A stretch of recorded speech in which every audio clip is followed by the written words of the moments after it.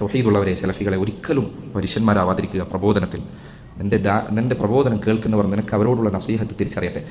സുബ്ഹാനല്ലാഹ് ഖയ്യിം റഹിമഹുല്ലാഹ് അദ്ദേഹത്തിൻ്റെ കവിതയിൽ അദ്ദേഹം പറഞ്ഞൊരു വാക്കുണ്ട്, വജ്അൽ ലിവജ്ഹിക മുഖ്ലതൈനി കിലാഹുമ മിൻ ഖശിയത്തി റഹ്മാനി ബാക്കിയതാനി. പ്രബോധനം നടത്തുന്ന ആളുടെ അവസ്ഥയാണത്. അദ്ദേഹം പറഞ്ഞു, നിനക്ക് രണ്ട് കണ്ണുകളാണ്, നിന്റെ രണ്ട് കണ്ണീർ ചാലുകൾ നിനക്കുണ്ടായിരിക്കട്ടെ. അള്ളാഹുവിനെ പേടിച്ചുകൊണ്ട് കരയുന്ന രണ്ട് കണ്ണീർ ചാലുകൾ. എന്തുകൊണ്ടാണ്? ലൗ ശാഅ റബ്ബുക കുൻത അയ്ളൻ മിസ്ലഹും ഫൽ ഖൽബു ബൈന അസാബി റഹ്മാൻ.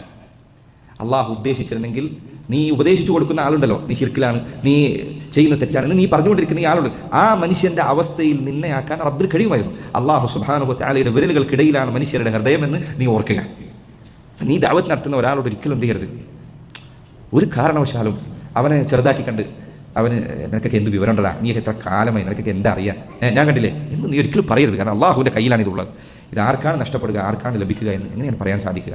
റസൂലുള്ളാഹി സ്വല്ലല്ലാഹു അലൈഹി വസല്ലമയെ അങ്ങേയറ്റം ജീവൻ കൊടുത്ത് സംരക്ഷിക്കാൻ തയ്യാറായിരുന്ന അബൂ താലിബ് നരകത്തിലാണ്. പക്ഷെ അള്ളാഹുവിൻ്റെ റസൂൽ സ്വല്ലല്ലാഹു അലൈഹി വസല്ലമക്കെതിരെ ഉപദ്രവങ്ങളുമായി വാളുകൊണ്ട് ആക്രമിക്കാൻ വന്ന അബൂ സുഫിയാനും സുഹൈലുമെല്ലാം സഹാബിമാരാണ് റളിയല്ലാഹു അൻഹു.